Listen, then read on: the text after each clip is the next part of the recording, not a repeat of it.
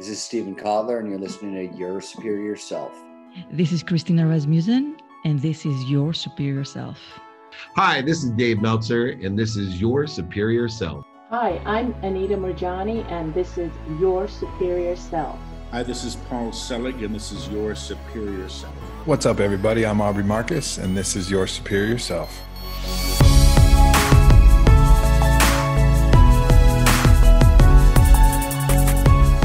What is up, beautiful people? Welcome back. I'm Trey Downs, and this is Your Superior Self. Thank you for taking the time to download. Thank you for hanging out with me today. As I sit in my office and I look out the window, the sun is setting and it's beautiful, a pinkish hue in the sky. It's probably one of the most prolific sunsets I've seen to date. And I struggle to find words about this conversation that I've had with Barbara Becker, the author of Heartwood, because this episode is very personal. It's a personal conversation between me and her, or her and myself. We talk about her struggles, talk about her current battle, and it's pretty powerful. It's like really, really powerful. Like it was one of the toughest conversations that I had to have with a guest. Not because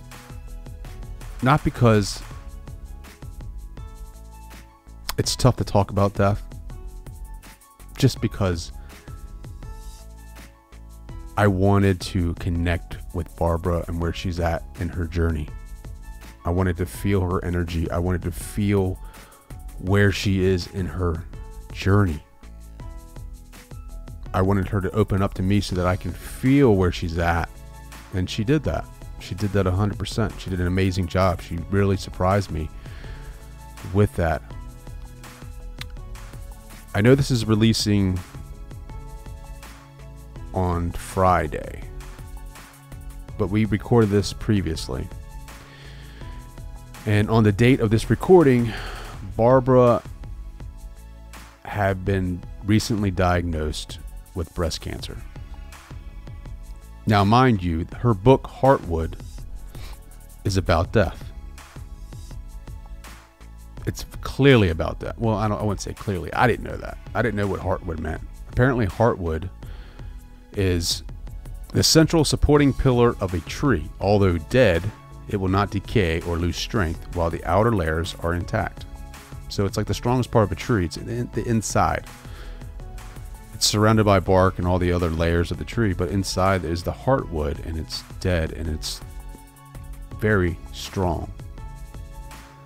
And so Heartwood, this book, is a lot of her personal stories with people that were on that path to the end, or the path to death.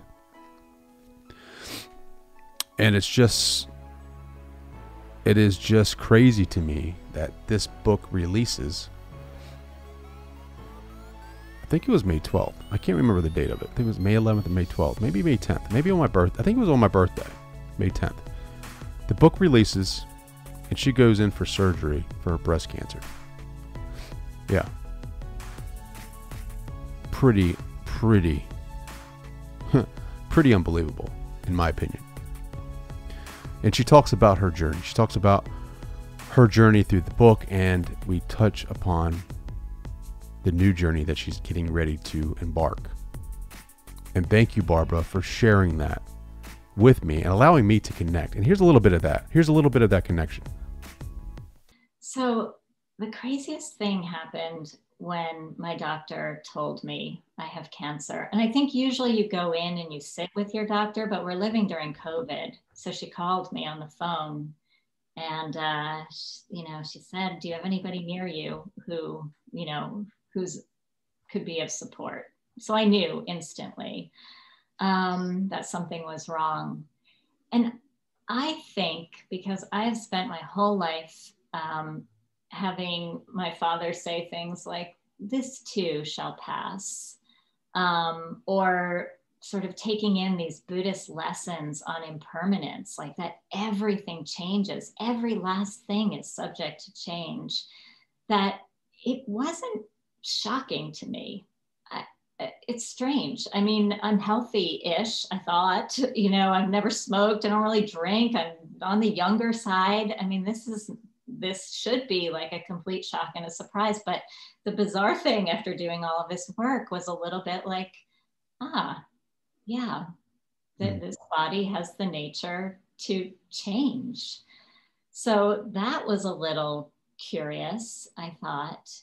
And then like a day later, I noticed the mind's ability to kind of catastrophize and to be like, I don't know much about this cancer yet. They've got to do surgery in a couple of weeks in order to find out how far it's traveled in my body and whether I need I'm sure I need radiation, but chemotherapy on top of it. And like, how will this affect my life? And yeah, that is some powerful stuff.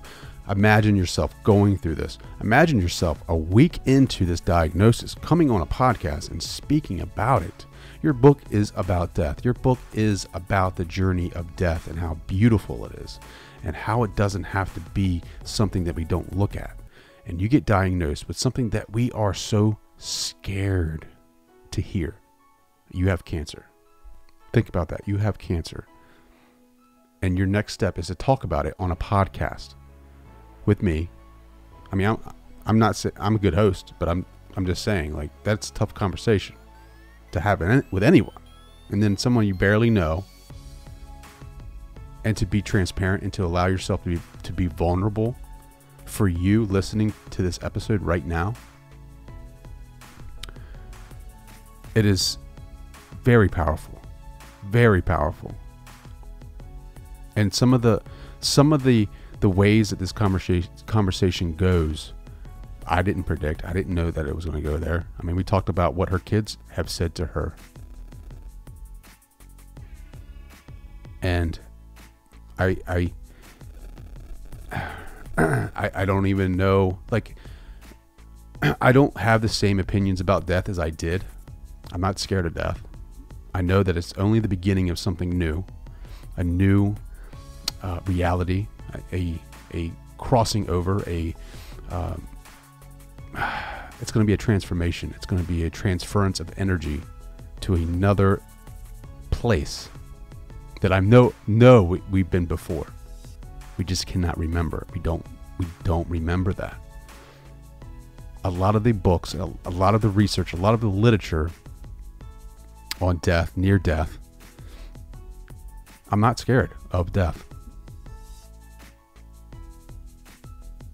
But to be faced with it, the possibility of it, it's easy for me to say now, right? It's easy for me to say now, talking to you, speaking to you. But if I am diagnosed with something that I know could cause that or lead to that, would my attitude be different? I don't know. I know that I can say in this moment that I do not fear death. However, I've never been faced with an experience or in a situation where I had to confront it. And I hope that I still have that bravery when that happens. Because everyone can say it when we're not faced with that. It's very easy to say. But when you're confronted with that, when you're confronted with the end, when you're confronted looking down that barrel, looking at it, whether you're in a hospice or at home or whatever, and you see death for the first time. I've never seen death that the way that Barbara has is in the stories in her book are very intimate with death. I've never seen death that way. In the West, we don't look at death that way. We try to hide it. We pull the curtain behind, we pull the curtain closed, and we don't allow our children. I mean, we go to funerals and we see it in that aspect of things. You see it for an hour at a viewing and then you don't see that again. But in other cultures in different countries, death is celebration. Death is something that you see everywhere. In India, you see death. You see it. You see the bodies. You see the way that they dispose the bodies. You see the celebration of death. Here you don't. You see it for 15 minutes, an hour, and then you close the casket and you bury the body, and that's it. I think that we should be more open to death, and I think that we should be more curious about it. There's some pretty powerful meditations that you can do to kind of simulate your own death and what that would look like for yourself. And I think that I might start dabbling in that a little bit more, just to see what that feels like, to see what that looks like for myself. Not the funeral part, but like the actual death transition. There's some meditations that you can do that are kind of similar to that. And some cultures they're crazy enough where they'll get, like, I had a guest, and he would, they would actually have like snake poison, and they would administer it to people that came, and it would put them in like a coma. I wouldn't say a coma, but it would paralyze them, and it would be like, simulating their death. And it takes you and it alters your consciousness, and it does some crazy things. But I mean, death is the ultimate, right? Death is the ultimate. It is the end of this life, right? And the beginning of another that we don't know because we can't remember. And I think that's where the fear is because we don't remember. But there are different ways to remember, and I'm looking. As soon as I find them, I'll let you know. But yeah, this interview is amazing, and I can't thank Barbara enough for coming on the show and really just opening herself up and letting us know her story. I know this is a little bit longer than usual, but this is how important this conversation is for me. So I'm very excited that you guys took the time to listen this far, and I really hope that you listen to the entire conversation because it's so worth it. Yeah, make sure you buy her book, Heartwood, because it is worth every penny. Believe me. Yeah. And then go to traydowns.com, leave me a message. Let me know what your thoughts are about death, about what your experiences are, and thoughts, because I really like to hear what people have to say about that.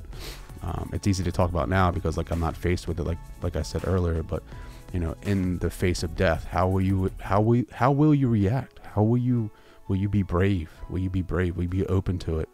And a lot of stories, a lot of near-death experience stories, they talk about you're not alone. You're not alone when you die. When you get to that point, when you get to the end of the journey, you have support. So I mean, I've never had any of these experiences, but I don't think death is as ugly as we think it is. And yeah. Well, let's get into it. I'm done ranting. Sorry about that.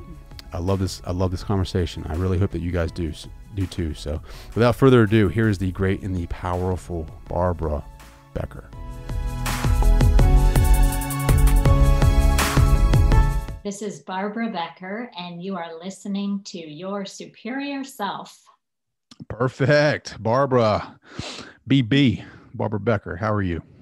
I am doing great, Trey. It's so good to be here with you. I'm so glad that you were able to make it. Your new book, Heartwood, it's pretty legit. I like it a lot. What inspired that? First off, explain what Heartwood is, because I didn't even know what that was until I read your book. But explain what that is and then what inspired it. Great. Good place to begin. So the Heartwood is the central pillar of trees. And it's the part that in many ways is as strong as steel. It's prized by woodworkers as the best part of the tree from which to build anything. But what people don't really know about that center core is that it's totally inert. It's dead. And it doesn't at all participate in transporting water and nutrients up and down the tree anymore. But without it, the growth rings of a tree, those rings that you see when you look at a tree stump, they wouldn't have any support to grow. So I used it as a metaphor that I found helpful, where the people in our lives who we've lost and loved become our heartwood. So this book is so many heartwoods. My parents are in my heartwood. My earliest childhood friend is my heartwood. And we all continue to grow around their strength and to kind of keep them close, really close inside. Yeah. You have some really good stories in here. I thought it was funny how you had this skeleton in there. What was his name? Felix? Felix, the skeleton. What is that about? So explain to people that haven't heard about Felix. So my family had a literal skeleton in the closet. I mean, you know, everybody has a skeleton in the closet in the form of family secrets, but we actually had a skeleton. And he was my grandfather's medical school anatomy class prop. And every kid in medical school back in the early 1900s was issued a real human skeleton that they apparently weren't meant to return at the end of their time in the school. So after he studied Felix, he brought him home, he brought him to his office, and then he passed down to my dad, who became a doctor, and then my mother, who then became a doctor. And yeah, he was, we were like little Hamlets, you know, like Hamlet with this skull in his hands, kind of talking to the head. Like, this is what it was like to have a human skeleton in the house. And we thought everybody had one. That is, I wonder what happened to the guy that, you know, oh, here's my bones, you know, like. Yeah, there was a dark part of American history, I think, in which people who didn't have a ton of resources, their bodies just became these elements for medical schools. If their body was unclaimed, they were considered fair game. That would never happen today. And today we have these great, like, plastic knockoffs of human anatomy, so we don't have to worry about it anymore. But yeah, I don't know.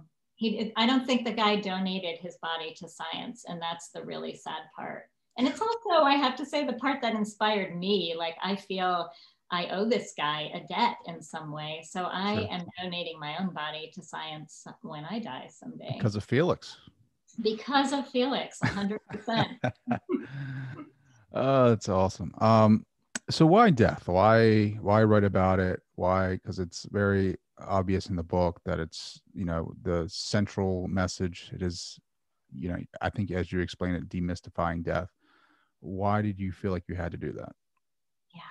So when I was in about third grade, I learned, kind of by snooping around in my father's wallet, that he had been married before he was married to my mother. I found a picture of my mom in his wallet, and behind it, I could see like the frayed edges of another photograph. And I pried it out, and there was this woman who I had never met before. She was young, she was beautiful. My mom caught me in the act and told me that this was my dad's first wife.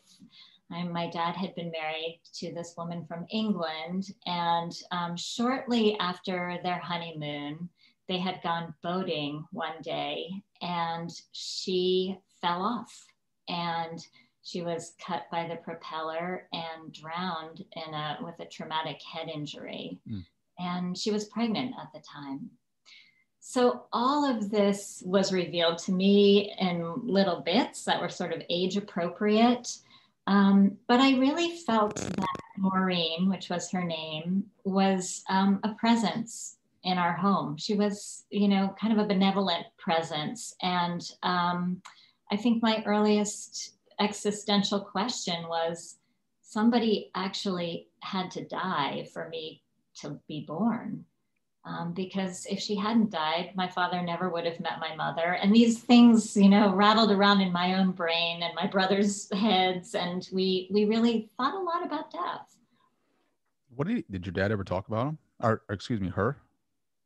He did. I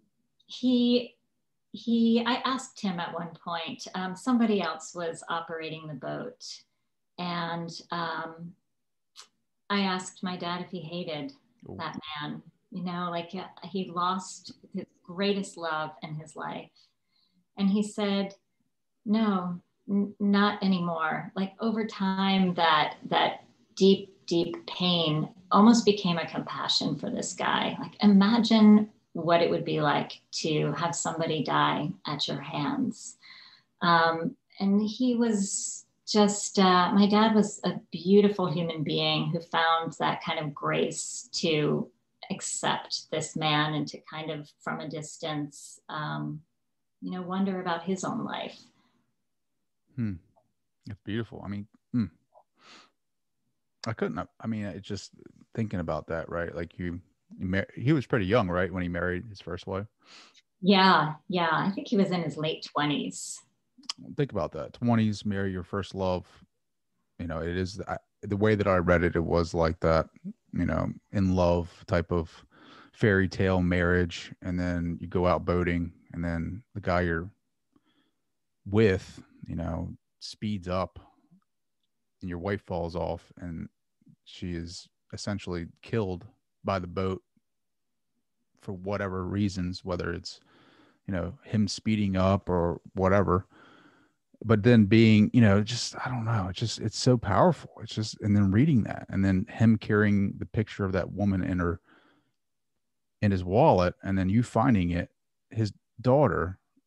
Like I try to put myself in your shoes or, his shoes and have, like if I was married before my wife and then, it's just, what do you like as a father, like, what do you say? Like when your daughter finds a picture of your first wife who you loved, and then your daughter who you love sees it, like, I mean, that's gotta be a tough situation for him. Yeah, that's very compassionate of you to feel that way, Trey. I mean, it really, because he had to lose the first woman he loved to get to the second woman he loved. That's right. Right. And he said he loved them equally, but differently. And I often think about my mom's position in that too. I mean, how do you live with the presence of this woman who will never age, and they had been married for such a short period of time. They never even had the luxury of an argument. So my mom had to live with the day in and day outs of like the mortgage and the car payments and stuff. And there was this woman who was perfect in their midst. But my mom was also an incredible human being. And she did something that to this day still just gets me in my core, which is that she paid every year for the cemetery where Maureen was buried to lay a wreath at Christmas time on her grave. Oh. Years and years. What a move. Like that is just class. That is just like supportive wife. I don't care what was before me. I support you no matter what. That is just wow. And it was genuine. Yeah. It really, like, she didn't do it because she felt like she had to or that would look good. Like that was just a genuine thing that she did. Well, you said her presence was in the house. Like you felt that presence around you? I did. I actually have, my father kind of gifted me some little objects that Maureen had, like little toys, little figurines from her own childhood. And he just wanted me to have them. And as time went on, he even gave me the reel of their wedding tape. They were married in England. And he said, you can get this transferred and watch it someday, but only if you want. And I've never done it. I have it in the drawer. Maybe someday I will. But yeah, he entrusted me with a lot, and I'm grateful for that because it was a super important part of my, I guess, kind of learning to live with death. Sure. Well, I mean, you volunteered at a hospice, right? Yes. So how do you? And this is interesting. I wanted to ask you this because I was reading your material, your book. So I'm very fascinated with near-death experiences. Big fan of Raymond Moody's. Yeah. He, in his book Paranormal, talks about a collective, I don't want to say near-death experience, but death experience, collective death experience, where when you're around someone who's dying, there are reports. He actually did a study on this. I think he's trying to do a study on it. I think he is doing a study on this, or he did one, where you have the same experience as the person who dies. So let's say you're in hospice and there's someone who passes and goes to the other side. it's like he explains it as, because it happened to him with his mother. Like all his siblings were around her. She passed, but it was like the entire environment, the scene changed. It was like they went into some type of portal type scenario where even the layout of the room changed. It was just so amazing. Like they felt like this vibrational like change, when all the vibration went up. It was very positive, very high energy, and like, you know, it felt like forever, but it was only a couple of minutes. Like, have you ever experienced anything like that volunteering in hospice? Well, not exactly that, but I can tell you some very unusual things happen. I was working in the biggest public hospital in New York City. So it was people at the very end of their lives too. I mean, they had hours or at most a couple of days to live. And I once went into a room. I didn't know the patient's name. I kind of walked in, I looked at her. She was probably in her late 80s, I was guessing. And when I finally looked at the chart, I realized that it was my father-in-law's cousin, really close cousin, that he spent a lot of time with growing up. And she was talking to people in the room who weren't there or that I couldn't see. I mean, they were very there for her.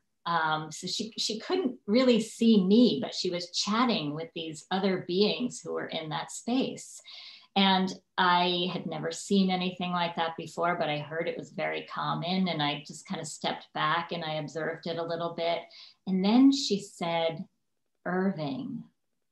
And Irving was my husband's grandfather. And she had been very close to him. And I got that, like, those chills, you know, realizing that I might be in the same space as my husband's grandfather. I mean, it really, it felt like that, you know, it was that real for her. So why wouldn't I accept that part of her journey? So that felt significant to me. And I know that a lot of people experience loved ones coming around the bedside when they die. And we don't necessarily accept that so much in our culture, but we had a Maori patient from New Zealand once. And she said, yeah, this is, of course, like, there's no reason to doubt that. When I'm at the end, the ancestors I love will be all around me. They will be guiding me to the next life. Yeah. I love it. I love all of that. There's some really good stories, powerful stories in there, in the hospice, I guess, where some of those events happened. One of my favorite ones, I think you made an altar for a couple. I think it was, they had Indian background, and you traveled to India with your family, and you went and made some makeshift type of altar for her. And it was just, I just thought that was a cute story. Yeah, they were such a beautiful couple. And this is one of the great things about a public hospital in a place like New York, is you will encounter every religious tradition, every spiritual tradition. You will encounter atheists and humanists and just everything. And it's beautiful like that. Mm-hmm. And this couple, the woman was doing this practice called japa, where in Hinduism, you write the name in Sanskrit of a god. And she was writing, hey, Rama, Rama, Rama, Rama in Sanskrit in a red pen. And her husband told me that that was to focus her mind on the divine towards the end of her life, so that she would be really concentrated and that feel that connection to something greater than herself. And I remembered that Gandhi did the same thing. I mean, it was said that he practiced japa, saying Rama, Rama, Rama over and over again. And at the time when he died by an assassin's bullet, his final words were, hey, Rama. And that's powerful. That's gorgeous. I mean, this woman took that practice right to New York and kept up something that was going to help her. Sure. What did you experience when atheists were in there? Like, what was that like? I'm curious about that. Like, what was their take on it? So I'm so curious about people's beliefs, and to me, they don't necessarily need to belong to any particular tradition, but there's always a way to connect. Like, people find spirituality in all kinds of places. So I found a lot that people who were atheists or agnostic connected a lot with nature. And the beauty of this Bellevue Hospital is that it was situated on the East River in New York, and you could see the East River from every window. And sometimes we would just sit together and watch the currents and the light bouncing off the rivers. And that is equally, I would say, equally a spiritual experience as writing the name of God or uttering certain words. And, you know, I learned that you really have to have almost like a ministry of presence, you know, if you're in there as a chaplain volunteer. And that just means showing up and meeting the people where they are, not being afraid to ask the stupid questions. You know, one of the Zen teachers who taught me to do hospice work, he said, you know, everybody thinks initially when they do hospice work that you've got to go in there and have the big important questions, like the big conversations, answer their questions. It's so much stress. But if they want to just sit there and watch Jeopardy together, just sit there and watch Jeopardy with them. Sure, that's good. That's good information, I think. Well, you know, Ram Dass was a big hospice guy. Like, we in the West, death isn't real. I mean, I think it is a little bit more now, but it wasn't visible, right? Like, no, I mean, in India, and you can attest to this, I mean, you can literally see it in the streets. Here, it's not so much. It's very hidden still, I think. We have viewings, but death is something that you don't really talk about, right? Like, we just don't. It's a transition. It can be a beautiful thing, and I think we're scared of it because it reminds us of our humanity. It reminds us of the temporariness that we have here on this earth, and it can frighten people. I know reading Ram Dass's work has put a lot of things in perspective for me. I think hospice work is very important because it helps that transition. It helps us look at death differently. It helps us understand it. You know, it helps us come together more. So I think that's great that this book has a lot of those stories in it, because I think it will bring more awareness around the hospice work that you did. There's a line of Ram Dass's that I love so much, and I really would think of this every single day when I was working on the hospice floor, which is that we're all just walking each other home. Like, how beautiful is that? Yeah. I mean, he also said, like, we're all just God wearing drag too. Yeah. That's right. And so your book's getting ready to launch May 11th. May 10th is my birthday, so there's some good luck going there for you. But it is, you know, this book is very powerful. It is something that is your life's work, right? Like, it's something that you put a lot of hours into. It's something that you passionately care about. What are you hoping to do with this book? Great question. So I actually wrote this book to be about living. It sort of looks on the surface like it's a book about death and death awareness. But what I discovered in writing it and in living through these stories is that we can actually live our lives more fully, knowing that someday we will die, acknowledging that someday we will die. And when one of my earliest childhood friends was dying of cancer, she was given a year to live. Marissa was her name. And Marissa lived that last year of her life as beautifully as she could. She was of Italian heritage, and between chemo treatments, she and her husband went with her parents and her brother and sister-in-law to Italy and just lived it up, went everywhere they ever wanted to go. I mean, had the most incredible experience as a family unit. And she saw friends that she wanted to see, and she ate what she wanted to eat while she could. And she was full of joy and life. And I didn't think about the death part with her. It was a switch, and I decided to kind of put myself on a year to live journey at the same time. Like, what would it be to think about what would I do if I had a year left to live? And that's a great question for all of us, I think. I mean, really kind of stepping back and saying, like, what's my bucket list, but not just my superficial bucket list, like, what do I want to have? Where do I want to go? But a deep kind of meaningful bucket list. Like, what would you really want to do with the last year of your life? And, people have been advising us of this for ages, like Rumi and the Prophet Muhammad and the Dalai Lama and, the Buddha himself. And it's just all over all traditions to really kind of live with the end in mind. And we've lost sight of that a little bit. So it's a total paradigm change, I think, to jump in and to live fully thinking about our mortality. Sure. So what would you do if you had a year left to live? I really would love to return to a place in India called Varanasi, which is a holy place on the Ganges River.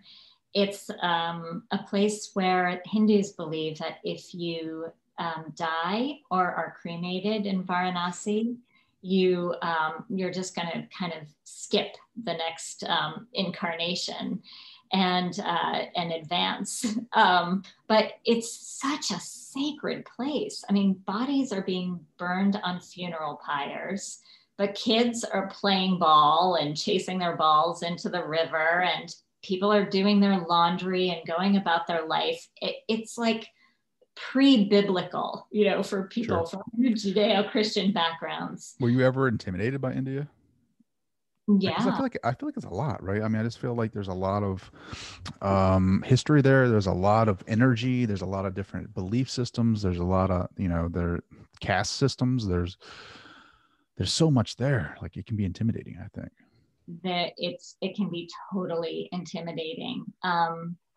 My husband Dave and I brought our kids to India, and I had spent some time living in Bangladesh, so I was familiar with the sights and sounds that are kind of from a similar region of the world, and the crushing poverty is really intense.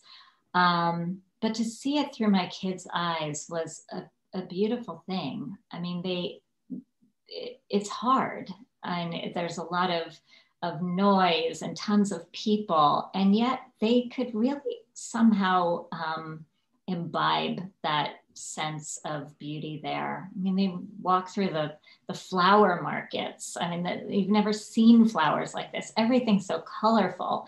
There's an altar on every corner. There are people like deeply devoted to their beliefs, not kind of hiding it in the way that we often do in this country, where everything is swept up and, our little rosaries are put away and we have our private objects of devotion, but there it's just like right out there. And you'll find Hanuman, like a 180-foot statue of a monkey god. And it's glorious. I love that. Yeah. Sundays we break out the rosary. That's about it. Right. So I think your story is so interesting because you've written this book. It's about death, but you want people to be more aware of it. It's more about living, like you said. And not too recently, you were diagnosed with breast cancer. Yeah, that's right. Just a week ago. How long? A week ago. A week ago you were diagnosed. Your book hasn't even released yet. So talk about that. Like, you talk about living, but now you're faced with this obstacle. What are the thoughts that you're having? Yeah.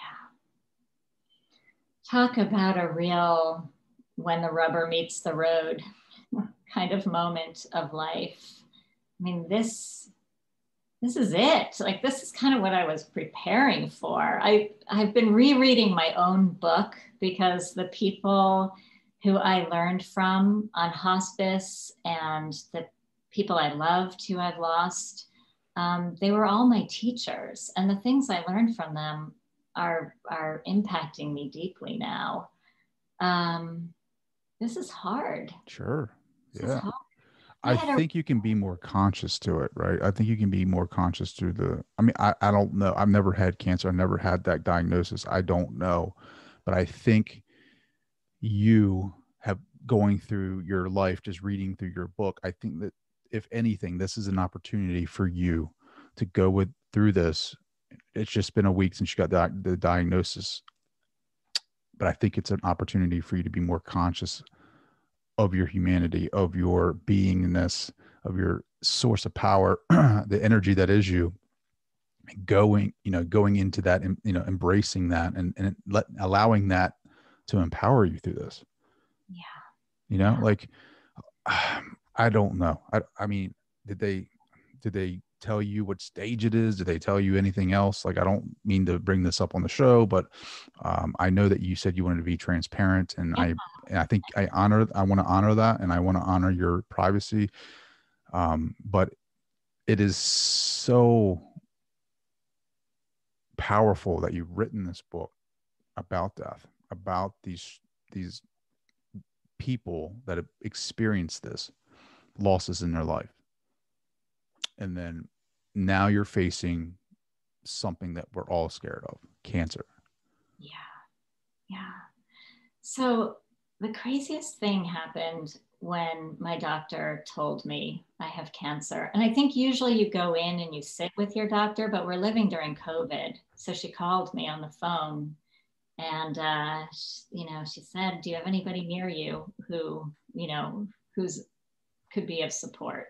So I knew instantly that something was wrong.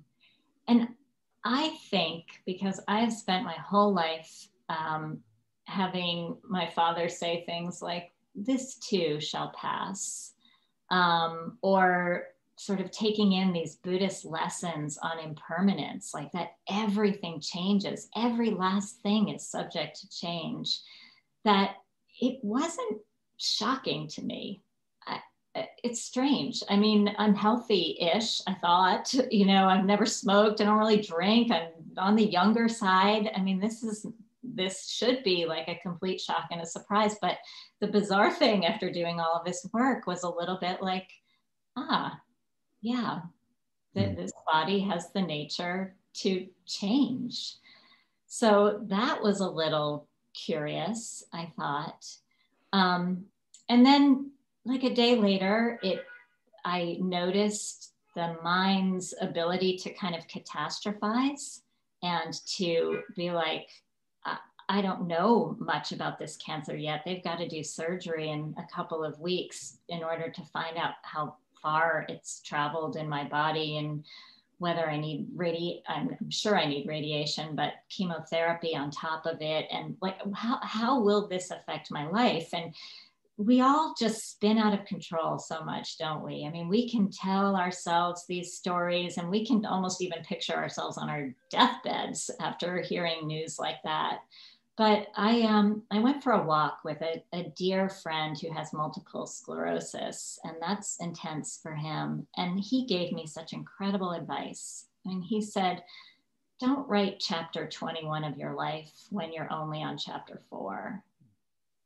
And that just kind of cuts it right there, cuts all that thinking short, because he's right. I mean, what point is there to worry? I mean, we can plan, but worrying is just not going to do us any good. Sure. No, but it's the human mind, the ego that fast forwards to the future and sees us on our deathbed, that basically plots our demise, that shows us everything that's going to go wrong. And we have to be in the moment, right? Like that's what Ram Dass says. I mean, you be here now. It's just, think, one, I just want to thank you for sharing that. That's tough. That's, that is tough. How young are your kids now? So that's been the hardest part, I have to say. My kids aren't that young anymore. One is 21 and he's living in college in Boston, and we're in New York City. And our other son is a senior in high school. And this was hard for them. This was really intense. And they both said separately, please don't die on me. Mm. And just hearing that, that very honest reaction, please don't die on me. Yeah. Like, I need you. We get to this age where our kids are older and you think they're all grown up and they can handle all kinds of stuff, but they admitted, like, so beautifully and tenderly, that we're not done yet. Sure. No, I think like, I don't know. I could go tomorrow. I don't know, but I think you got to live your best life right now. Like, you got to be in that moment. You got to be present wherever you're at, be 100% in. And that's the key to life. That is, if you can do that, if you can go there mentally, suppress the ego enough where you can fully be aware of the moment and just be in it. And that God is in the moment, right? Like that. I think that's right. That's all we can do. We can inhabit this moment right now. I think we're a society like bent on transcendence. Like, we want these big moments, big explosive experiences. And really the secret to it all, I think, is just in the most minute piece of time and place that we can break it down to, like right now. Yeah. Can we feel our feet right now? Like, can we feel our fingers? Like, just really inhabiting these bodies and this very breath. Oh man, I do it. Like I'll meditate and I'll try to go to a different place, and just so I can be like, oh, I want to feel that enlightenment. I want to feel that awareness, the oneness. I want to be there, and it's like, then I'm brought back to this reality, and it's like, well, now I need to be here, I need to be in the body, and then I hear about all of the great things the bodies can do. And our bodies can do amazing things. Our bodies can heal itself. It can change the cells, biology in our body. Like, it's just, it's amazing what we can do. We're just not conscious of it.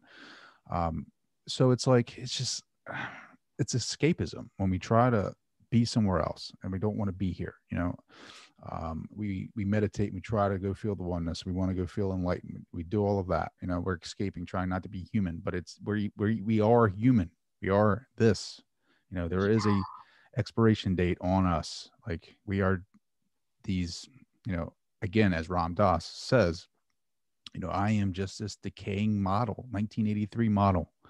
I am decaying every day. And one day I will be here no more. And my energy, my source, my soul will leave here and go back to its home, essentially. And who knows, you know what I mean? Yeah. Raymond Moody only got me to the gates, with his near-death experience, his life after lives book. Like, everybody wants to say that he's proven life after death. And I love Raymond Moody, and he'll tell you this himself.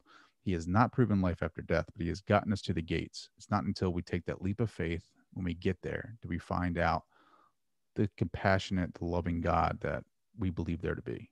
And, you see it, you see evidence of that. You see, when you go to these places like the hospice centers, you have these experiences with the patients, and you can just tell there's something else there. There's something out there. There's something on the other side. What is it? You read people's, stories. Eben Alexander, his story with near-death experience, Anita Morjani, her story. And it's like, what? Like, there's something there, but there's a beauty in not knowing too, right? There, if we knew everything, if we knew everything, what fun would that be? Like what fun would that be if I knew what to expect on the other side of that? There is fear, but I think faith transcends fear. I've said this before on here. Fear knocked at the door, faith answered, and no one was there. I, Trey, am so comfortable with not knowing. I mean, maybe it's because some of my greatest teachers have been Native American elders. But I love the concept of the great mystery. Like that is good for me. I'm like good to go with the great mystery. I like it better than the pearly gates in my little worldview. I'm down with that. I mean, there's paradox and things we just can't explain. You know, I love the opening lines of the Tao, which say like, the Tao that can be named is not the eternal Tao. I mean, these things are ineffable. And to be able to kind of understand that we can't grasp it, we can't see it, we can't even put words to it, it's so much bigger than us, is, I don't know, I love that. I love it. I do too. I'm all in. You sound like you've done a lot of meditating. Have you in your research, in your, even writing this book, have you ever had like mystical experiences, like where you experienced something that you cannot explain? Yeah, I definitely have. There are these great 10-day retreats all over the world. They've got hundreds of centers, and they are run by this Burmese meditation master who is no longer alive, but they cut the whole 10-day retreat on a tape. And those retreats are absolutely mind-blowing. I mean, they are wildly difficult to do. You go, you commit to 10 days, the gong goes off at 4:30 in the morning, and you've got to get yourself out of bed. I'm not a morning person. You got to get yourself, to the meditation hall, and you're meditating for like 14 hours a day. And something will absolutely happen to your mind when you're meditating that much. What happens to it? So everybody's different. I think one of the most intense experiences I ever had, I was in so much pain. My neck was killing me. My back was killing me. It's really hard to sit on a cushion physically. I didn't think sitting would be so physically difficult. And I went outside one day on a little break, and I lay down on the lawn, and I was looking up at the sky, and everything switched. Now, it wasn't so much that, I mean, it was like those subject-object experiences where you think you're looking at two vases and then you see the faces of two women or something like that. It's like the whole world kind of flipped-flopped, and I was in the eternal. And I was in this space that was so big for days, actually for weeks. I mean, I didn't think I would ever leave it, but I did. And I learned that, these experiences can be a little bit detrimental, because the next time you meditate, you're sort of wanting that again, and you're grasping for it. And you really just think, how can I get back to that place of just absolute beauty where everything makes sense? And that's not it. Like the real point is coming back to this moment, this moment where, my knee hurts, and, the neighbor upstairs is banging something, and, this moment without judgment. How do you keep your awareness about you, especially now? I think that the time on the cushion pays off. Like no moment on the cushion is ever wasted, and it comes and it supports you, I think, when you need it, and kind of reminds you to be present. Although I was thinking a lot lately, I was talking to a meditation teacher, and they said, well, you're going to double down on your practice and get on the cushion. And I thought, maybe, like I do love that practice, and I know how important it is, but wow, is it hard to meditate sometime, right? So I have this little practice that I love, and it's so simple. And I have a beautiful little teacup on my windowsill in the kitchen. And in the mornings when I'm pouring water into the tea kettle, I pour a little bit of water into that cup. And I just kind of maybe call in or think about people I love who are in my Heartwood, like my mom and my dad who have passed away. Or I think about really inspiring teachers like the poet Rabia and the poet Rumi and their beautiful Sufi words of wisdom, just masters of different traditions. And I sort of make that as an offering to them. That's my little altar. And at the end of the day, I take that little cup of water and I pour it into a house plant and just kind of give it back to the soil, give it back to the plant. And it's, it's quirky, it's my own thing, but it makes all the difference in the world to me. I love that. That's such a cool little practice. How did it all start for you though? Like, you know what I mean? Like, I mean, I grew up in a religious dogma, right? Like no awareness whatsoever, like very scared of the second coming of Christ, thinking that was going to be something that is, I had to be good, I had to be perfect, or I'm going to hell. Like, it wasn't until like maybe 33, I'm 38 now, I'll be 38, that I started kind of questioning it, right? Like, I mean, I guess I started, Maslow's hierarchy of needs, right? Like, I was at the self-actualization part, and I started, just trying to find my spirituality, just who is Trey really, not even spirituality, just source, like, what is this? Why am I here? And I started, I'm not saying I know everything. I'm not saying that I am awakened. I'm just saying that I have a different perspective and I'm very curious about things, and I seek the truth. Which I think is all you can do, really. But for you, like, when did that curiosity ever peak for you? Did you ever feel like you needed to find out more about why we're here, and when did that happen for you? So I grew up in the Protestant churches of New Jersey, and wherever we lived, we kind of went to the closest church. So I was in the Presbyterian church and the Methodist church, and I have a lot of Dutch ancestors, and we were at the Reformed Church of America, which came from Holland, and people spoke Dutch, and I mean, that was pretty strict sometimes, and they really wanted you to show up. And I had a really difficult experience with the church that I was confirmed in when I graduated from high school. I went to college out of state, and then I went and lived in Japan for 2 years teaching English. And while I was there, I got a note from the church saying that they questioned my belief in God and my relationship with the church, which was God. And they were taking me off the membership rolls. And that was one of the hardest things of all times. I mean, that is hard. I mean, I wasn't even done with that tradition in that particular church. But they tossed me out. I mean, I felt pretty excommunicated. And I knew that I had to go off seeking. And I had gone to a college that had its roots in the Quaker tradition.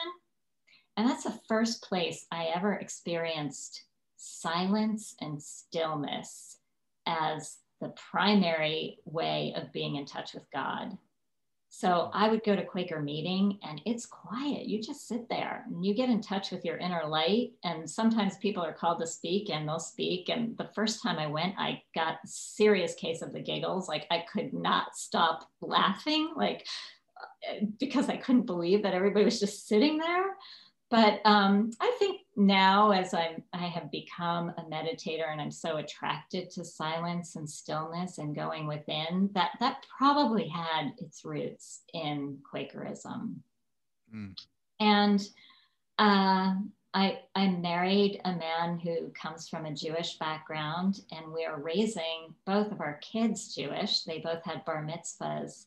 And I am just able to see this absolute beauty in Judaism too. Especially, I don't think I've seen a religion that has such beautiful traditions around death as I've seen in Judaism. I mean, people sit Shiva with a family who's lost someone, which means that you go to them and you bring them food and you follow their lead. If they want to talk about the person, they raise the person first, and then you kind of jump in, but you really learn how deeply to listen. Wow, what wisdom. Yeah, that is powerful. I love the silent stuff. It's so hard to be silent, quiet the mind. It's something that is, it's powerful when you can do it. Like when you can silence the mind, tap into that source, like you can almost feel your brain changing. Like it's just like, you can almost feel yourself moving out of that prefrontal cortex area and just kind of going all over the place. It's like, it's tough. It is a practice. It is something you need to practice every day. I think it's very beneficial. I think it's very powerful. Yeah. Barbara Becker, this has been fantastic. You are fantastic. Thank you so much for coming on here. How can people find out more about you? Where can they go? Where can they buy this book? I have a website, barbarabecker.com, and the book is now on pre-order wherever books are sold. Pre-order that bad boy, because I can tell you right now, it is fantastic. Heartwood, it's going to be a #1 best-selling. I can tell it right now. Barbara, what do you want your legacy to be? I want to be remembered as a woman who sat down at the feet of the world's wisdom traditions and learned everything I could with all of my being so that I could turn around and offer it to others so it might help them live fulfilling lives too. I love that. Barbara, thank you so much for joining. This has been amazing. Thank you for agreeing to come on. Thank you for sharing your story. Thank you, Trey. Thank you for all of the beautiful work you do and all of your commitment to being a seeker.